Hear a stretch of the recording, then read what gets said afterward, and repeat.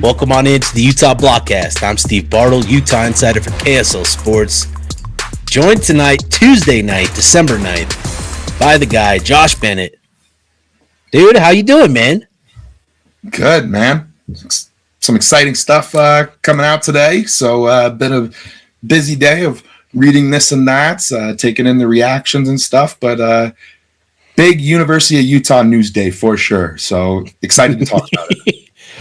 Yes, a big news day for sure for the University of Utah.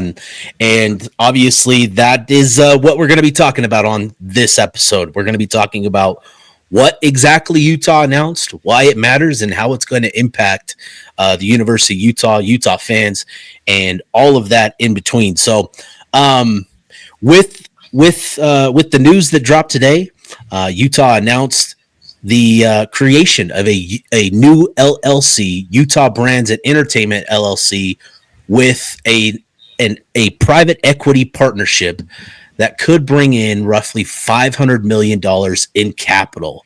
So that's what was reported by Yahoo Sports, Ross Dellinger, to start the morning. And then we had the opportunity to go up to the University of Utah after the Board of Trustees unanimously approved the move and made it official. We had the opportunity to hear from President Taylor Randall and Utah Athletic Director Mark Harland, and they shared some insights and officially announced the move later on. But Bennett, before we get into all the details, when you saw the news broke this morning, initial thoughts, initial reactions. Yeah, no.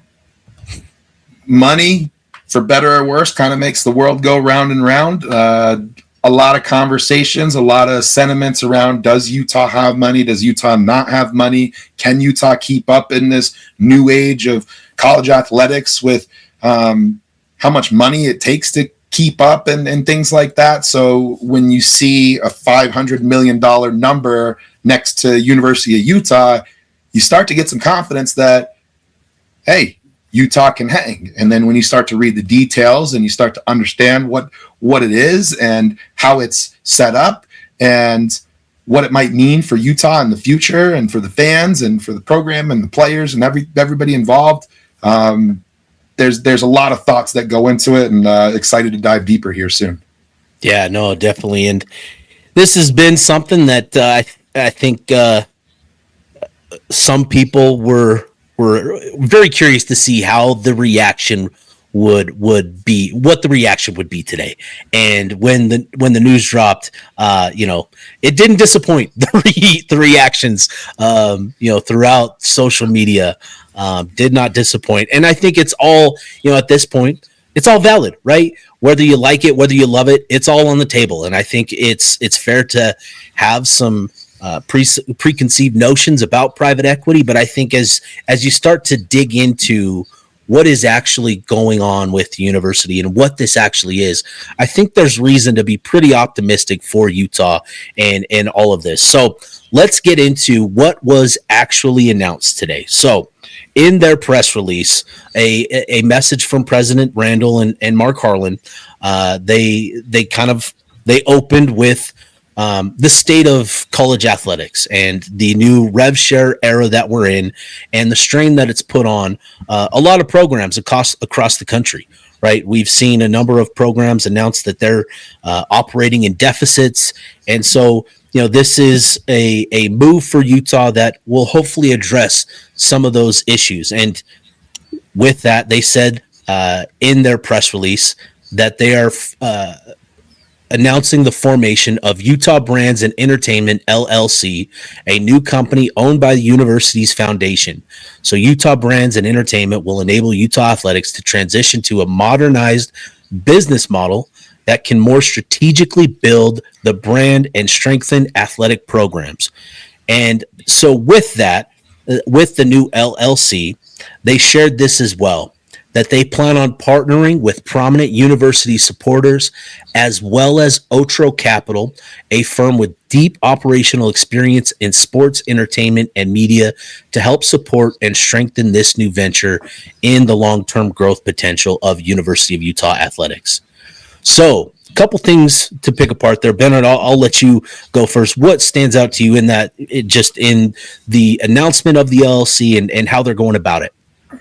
Yeah, the biggest thing that stands out in all of this is that it's not some kind of loan. It's not some, hey, private equity coming in throwing $500 million at the University of Utah. University of Utah has to figure out how to get that back. This is a true partnership, and that was something big that went into the decision making behind all of this. But a true partnership, and that money comes from that money comes from the Utah donors themselves. So this is something where it very much feels like a true partnership. Otro Capital is going to come in. They have experience handling large amounts of money, like $500 million, lots of money, and comes in as a partner with that experience to be able to manage that and help that money make more money for the University of Utah. Obviously, with private equity, there's some of that self-interest on their side of things, but this is something where Utah brings in experience that is going to be able to make sure that this money is as productive as possible and helps achieve those end goals that everybody involved at the University of Utah has in mind. Yeah. And so I think it's important to understand what the Utah Brands and Entertainment LLC is going to do and what it's going to be, because that is actually what Otro Capital is actually investing in. So they're not taking ownership in the University of Utah and the athletic department itself. They're actually investing in this LLC. And so what this is tasked with, it's going to house many of the department's revenue functions. So ticket sales, concessions, media rights, other commercial, opportunities and revenue generating opportunities. That is what this new Utah Brands and Entertainment LLC is going to be responsible for. And that is what Otro Capital is actually investing in. So it is an arm of Utah Athletics. It is not actually, so Otro isn't going to suddenly have a controlling stake in, who Utah hires as a coach or who they pursue in the transfer portal. That's not what this is. This is strictly investing in, the revenue generating operation of Utah Athletics. Which is important because that's like a side of things that Utah does need some help with. There's a gap there with, how much University of Utah needs to make in that revenue department. It's important to understand that with the rev share, Utah's operating below the line. This allows Utah to operate above the line. So with Otro coming in and touching all things revenue, it's a great setup for Utah. They're, again, to underline what you said, and what was made very clear up front, university's not giving up their authority to make the personnel, the program, the decisions, like who's going to be coach, who's going to be on the roster. They're more in how do we maximize our ticket sales and concessions and all those different revenue streams. And we'll get into some of that, what this might mean for the fans and stuff. But that's a very important point to highlight is the University of Utah will still be running its athletic department. It's Otro Capital is going to help on the revenue side and help bring those revenue streams up to where they need to be to get to where they want to go. Yeah. No, and that's a great point. And I think that sort of gets us to the why. Why would Utah do this? And why is this beneficial to Utah, right? Obviously, the biggest thing and the most obvious thing is the influx of capital and getting Utah to above the line in terms of operating costs. That is so valuable because, what we're talking about is improving the overall value of Utah athletics, right? From just the overall brand value to the experience that fans have at games to the competitiveness of programs. All of those things are on the table with this, and having an influx of capital and resources to utilize is going to allow Utah to start doing some of the things that a lot of fans want Utah to start doing, right? Because they've been operating in a deficit. it's been hard to do some of the things that many fans want, right? So getting this allows Utah to, essentially establish their floor, right? Secure their floor, where now a lot of these donations and stuff actually have more meaning and more positive impact than just plugging holes and all of that. So I think first and foremost is addressing, obviously the deficit and having that capital to secure your floor moving forward, I think is a big reason why in the new rev share, where you're now responsible for 20 million per year to pay these athletes, that has to come from somewhere. And this addresses that. Yeah, absolutely. And also something to mention too is like Utah's the first school in the country to structure something like this, right? So having that first mover kind of advantage there, there's some advantages there, but lots of different little pieces of this that make it attractive for Utah. And first and foremost, it's gonna, like this massive amount of money is going to help Utah compete nationally, be able to put together the rosters needed to stay competitive with places like Texas or Ohio State, Texas Tech, places that have, this seemingly endless tranche of money just coming in over and over again. It's going to allow Utah to compete nationally, can potentially see upgraded facilities. I know there's, every game day, there's somebody that makes a funny about the concourses being too tight. That's having that stronger NIL game, having that professional business expertise. There's a lot of different pieces that go into this that, when you unpack it, there's a lot of net positive here. Yeah, this goes from, I think Harlan said this, or maybe President Randall said this. Somebody said this, but this goes from surviving to now putting yourself in a position where you can potentially start thriving in this new era, right? I think that's really kind of the big thing is these programs are treading water, trying to keep their head above water while they're taking on all of these new financial demands and stresses. This now addresses that, where you now have, again, your floor secured, where you can start building on top of things and adding different sources of revenue to really kind of up the value and the production, the entertainment value of a lot of things that you put on. So obviously, so the financial benefit, right? The influx of cash. I think having business expertise is going to be so big for Utah to have these Otro Capital as partners, learning from these guys. I think Mark Harlan shared that these guys will act as mentors to Utah. And you kind of alluded to it as well, that Utah needs help on this front, right? Needs help in terms of providing better experiences, upping the entertainment value of those and all of that sort of stuff. This helps. These guys know what they're doing. They've been involved in a number of different sports venues and a bunch of different organizations and programs. Dallas Cowboys, San Diego Padres, Cleveland Browns, F1 racing. The list goes on. When you look at what Otro Capital has been involved in, there's a lot of experience here, and I think that's going to really benefit Utah in figuring out the value in providing a great entertainment product for the fan base here. Yeah, and a friend of the program, if you will, brought up a great point earlier today when talking with him. This isn't people with money that got interested in sports. This is people who have an interest in sports that got into the money. So it's good to see people that know sports, are passionate about sports, understand the business side of sports, have experience in front offices at the professional levels. That's stuff that you want to see, because this is not that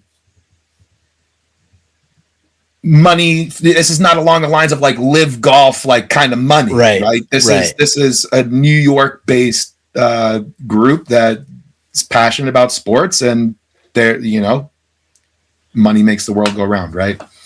No, and like this is the new era of college sports, right?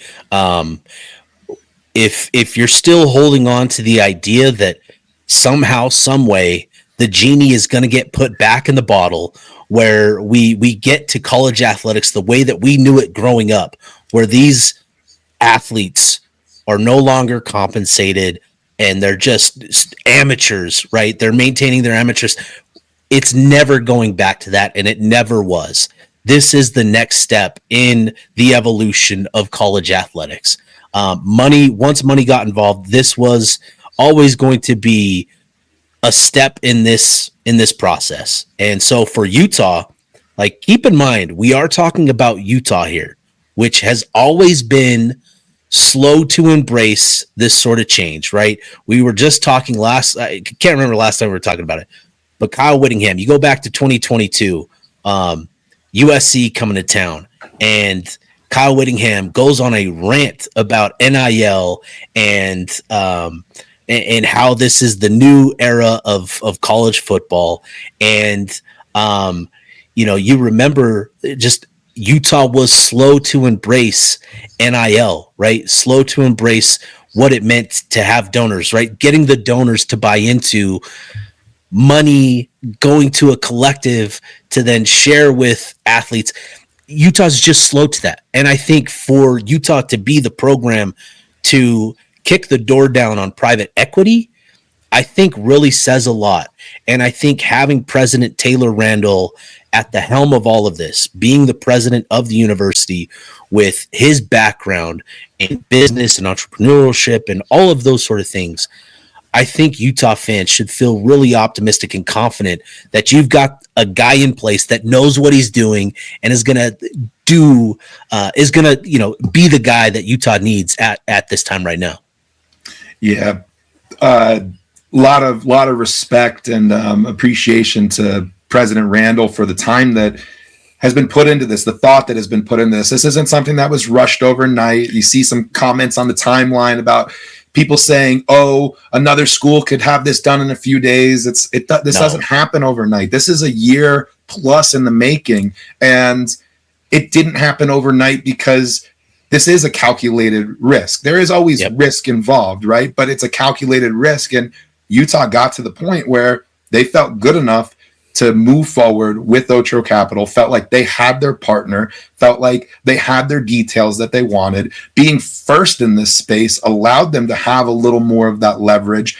And it's a good setup, and it's something important to keep in mind, right? It's people. There's people outside of the University of Utah, fan base, supporters, etc., that want to point the finger at Utah and say Utah's ruining college football. But keep in mind, 2 months ago, Brett Yormark was talking about private equity deals for the Big 12 as a conference. There were some mixed feelings. Some people on board, some people not on board. Probably not hard to figure out who's not on board, right? The people who have that oil money, or I don't know, maybe the cookie money, whatever. It's Big Ten, right? Big Ten also looking at private equity. That was about to go through. That started to gain a lot of traction amongst the Big Ten. But then Ohio State and Michigan, two programs well established, don't really need that support, or totally okay with their other schools having a foot on their neck. Ohio State and Michigan made a fuss. Big Ten stuff, that fizzled, that stalled out. Florida State stuck in the ACC, huge buyout number, looking for some of that dirty money, if you will, to come in, buy them out of the ACC so they can make a move, they can get mobile, right? Utah found a good situation, and Utah took it first, and you're probably going to see Utah reap the rewards. So it's not some big evil idea that Utah had. This is where, to your point, to wrap that up, this tangent up, to your point, this is where things were moving anyway, and this is Utah skating to where the puck's going, not where the puck is. Oh, wow. Yeah.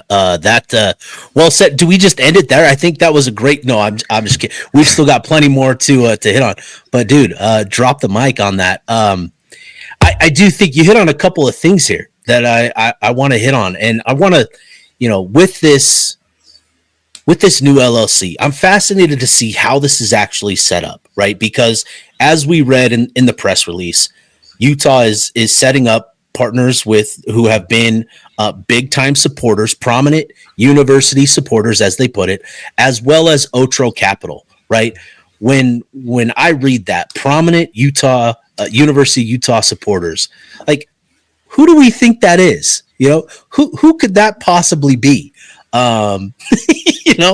Maybe a couple family names that are on buildings up there, so I think that's really important to keep in mind. I know a lot of people have been talking about, well, you sold your soul and all of this, and you're forgetting who you are.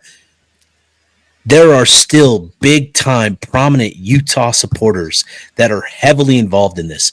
And I think it was really interesting today. Now, obviously, Yahoo reported that the deal can potentially bring up to $500 million in capital. And when we asked President Randall about that number, he refused to comment on the specifics, on the details, on the numbers. One, because the deal isn't finalized. It's going to be finalized, he said, in early 2026. So we'll wait and see what the numbers are. But I think, too, it's more than just Otro Capital. I think you're going to see a significant amount of money donated if we do see this, right? If we do get to see the details, I think you'll see a significant amount of money donated by some of the big names that have long been supporters of Utah athletics, and they essentially become quasi owners of Utah athletics, right? That's where this is sort of trending, and frankly, good, good, because this is there is so much to this where, we've heard a lot over the last couple of years of growing donor fatigue, right?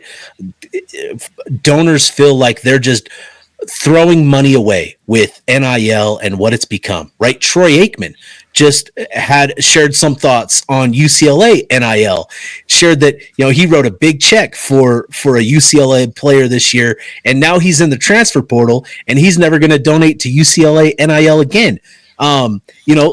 That's a lot of people across the country, not just at UCLA, not just at Utah, not just everywhere. There are donors everywhere that are experiencing this donor fatigue because, again, it just feels like you're throwing money away.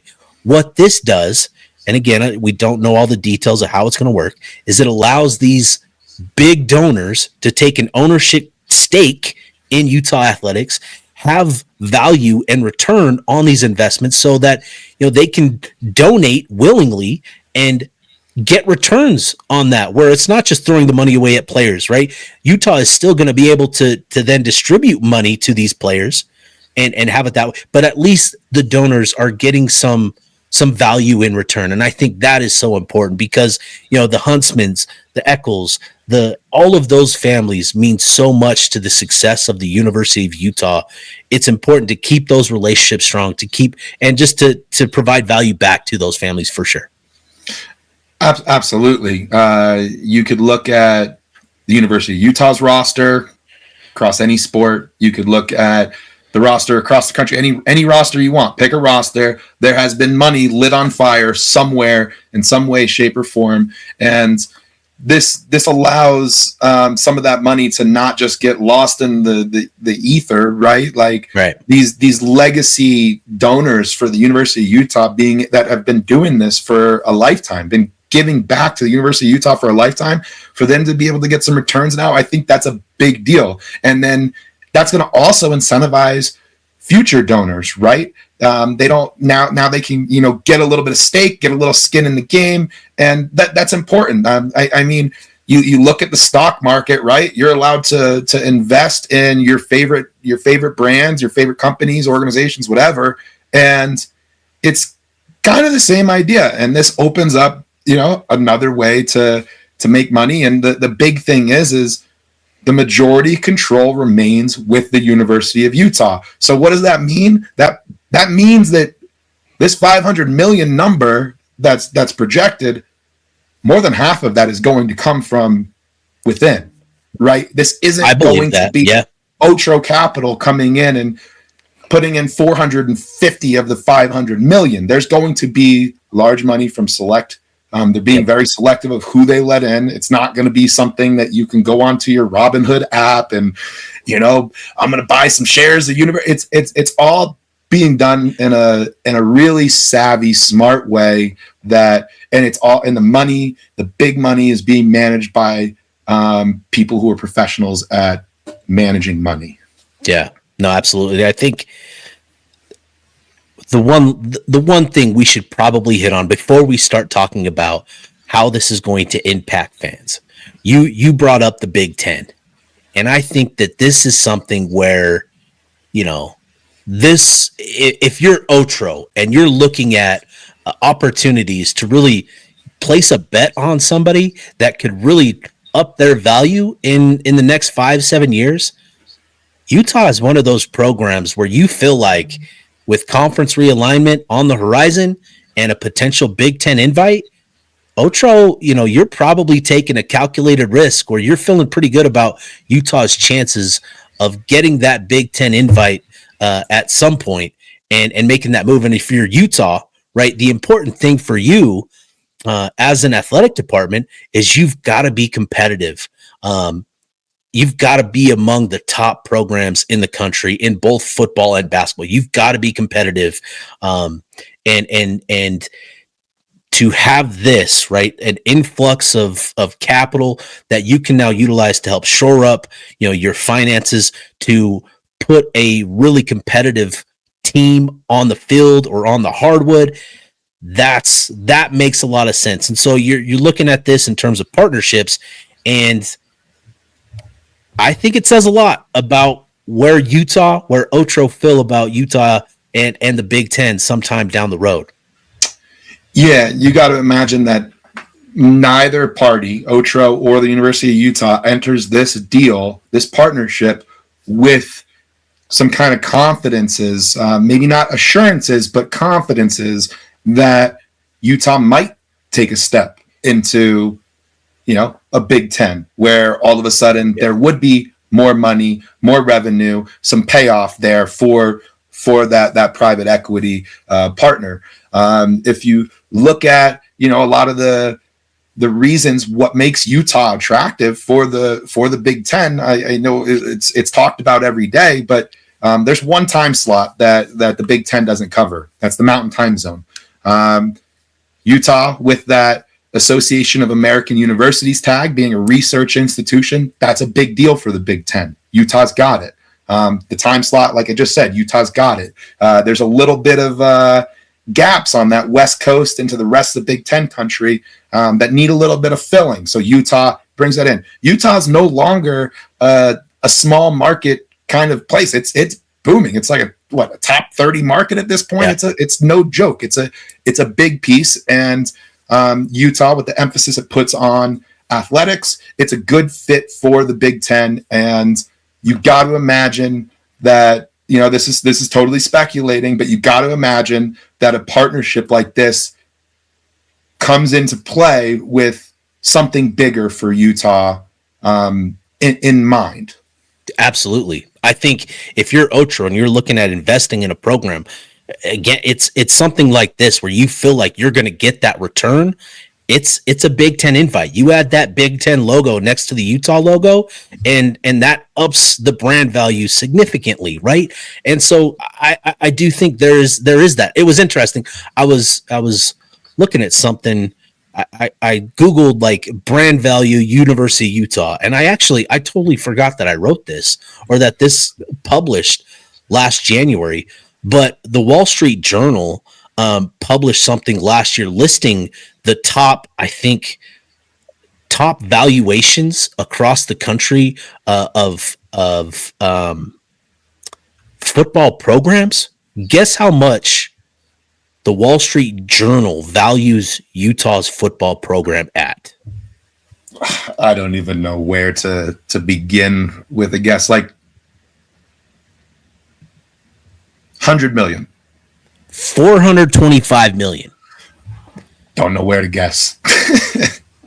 425 million.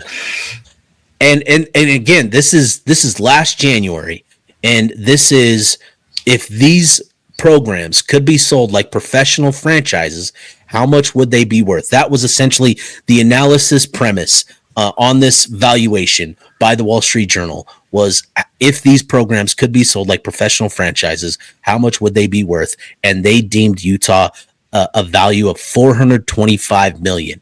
And so you think of, okay, you've got that in your back pocket, right? You feel good about the value of your football brand. Now suddenly you have an influx of cash where you can start competing, pretty consistently at the top of the game. And again, with the Big Ten on the horizon, if you're Otro, you're looking at those numbers and you're feeling pretty good about what the outlook looks like for the University of Utah on that front. So pretty interesting. Pretty interesting. If it can become one of those like buy low, sell high. Utah does have that in 5 to 7 years, can buy Otro out for whatever, it'd be like grabbing Utah when they're in the Mountain West and then selling them when they're in the Pac-12, or buying them in the Big 12, selling them when they're in Big 10. Yep. It's interesting, man. So all right, let's get to how this actually impacts Utah's future, and that means the university, that means the fan base. How is this actually going to impact University of Utah athletics? So obviously, first and foremost, shoring up the finances is going to open up a number of different things for Utah. I think having that LLC, where that becomes the revenue generating, home base of Utah athletics, where you can start to look for corporate sponsorship opportunities, that essentially can become almost like a advertising agency for Utah's NIL. There's a lot of different things that they can do with that. So I'm fascinated to see, but I think just in general, getting the influx of capital, addressing the rev share portion of Utah athletics, right? Having that secure where you're going to be at the max allowed that you're able to share, which this year was $20.5 million. Next year, I think it's going to go up, 4%, to 22 million or something like that. But you're going to have that funded to the max each and every year, because of this new endeavor. So you're going to have that. You're going to have the full 22 million. And then that's going to open up opportunities beyond that with third party NIL with the LLC. And I think I'm really fascinated to see what that means for Utah specifically this year, because you're looking at 2026 and you're feeling pretty good about Utah's outlook right now. You get this finalized by January and suddenly you're going in the transfer portal and you're going into that hungry, looking to eat. No, absolutely. And I'm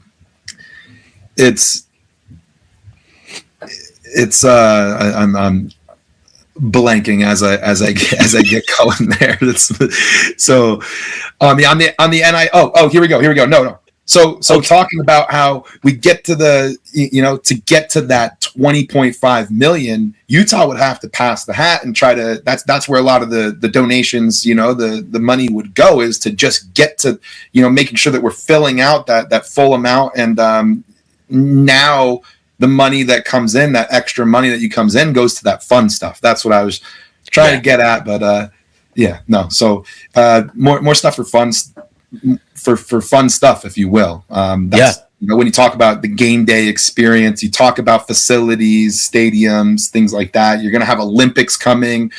There's just a lot more. That money can go further into more fun things instead of just making sure that University of Utah's athletics department is functional. Right. That's the point, right? You're going from surviving to thriving, where now the money that donors were donating, where that was paying the bills, that's now you're able to go out. Your bills are paid for. Now you can go out and you can spend a little bit on different things. And that includes the game atmosphere, the things that we see at the games for entertainment, right? T-shirt tosses, having hype teams and dunk contest teams during halftime. All of those things that we've seen complained about at the Huntsman Center specifically, right? Like all of those things that people want to see at the Huntsman Center and at Rice-Eccles Stadium. You're going to start to be able to do more of that stuff because you've got your bills paid for. You've got a coupon for your bills, and now you're able to spend a little bit. Yeah, I think that's a big thing. In terms of what the impact is going to be on the regular fans, because I do think we need to address this, right?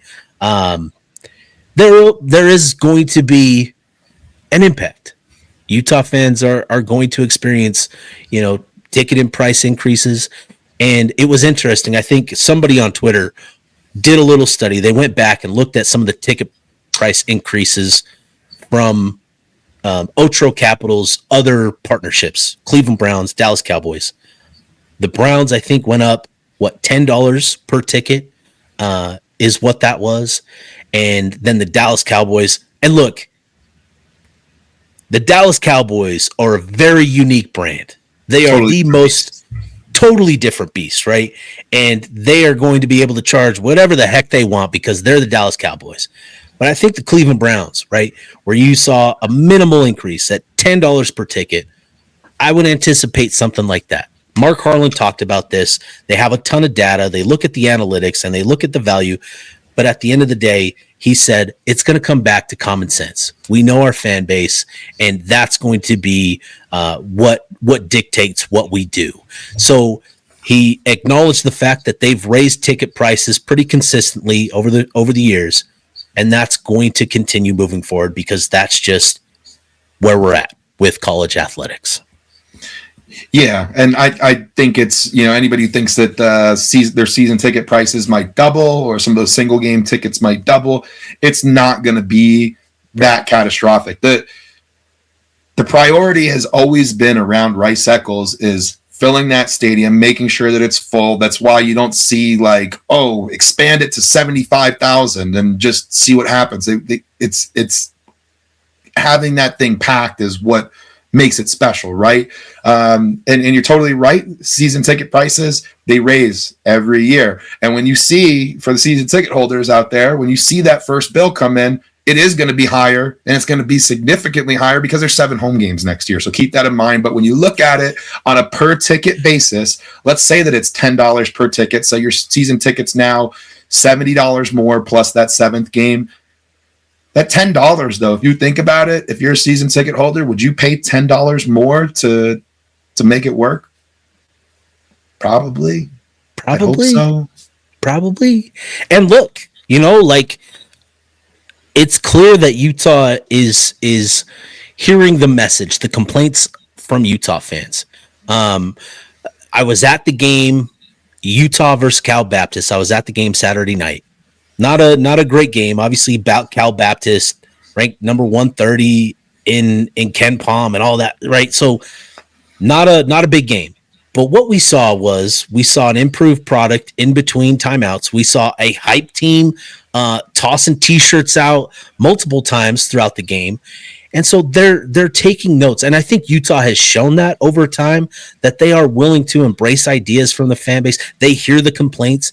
And so with this, right, Mark acknowledged, or President Randall acknowledged the fact that we need to be sure that we're providing the value that fans want, the entertainment value that fans want and need to justify some of these ticket cost price increases.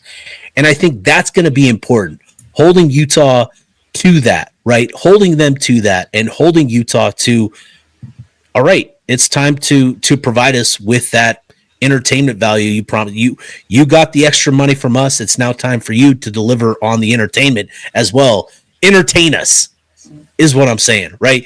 And I think that's totally fair. I think that's that should be an important element to all of this, is that Utah fans should be keeping notes on all of this stuff.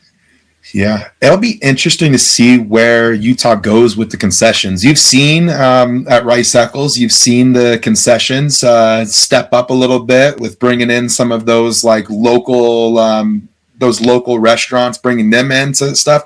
It'd be interesting to see if Utah, Rice Eccles starts to go more of the way of the professional stadiums, right? You go into any professional stadium across the country, go back 10 years, it was just the hot dogs and the hard pretzels and the chicken fingers that were reheated from the previous game 3 weeks ago. But now, like, there's some really good food that you can get inside stadiums no matter where you go. And it'd be interesting to see if Utah moves in that direction. So maybe you are spending, $15 on your chicken tenders and French fries, but maybe it's the chicken tenders are tossed in a little bit of barbecue sauce and they weren't made 3 weeks ago kind of thing. And maybe the pretzels are always warm and soft on the whatever it might be. But I would expect that concession prices might go up a little bit, but the quality might also go up. And I think that'll be important too.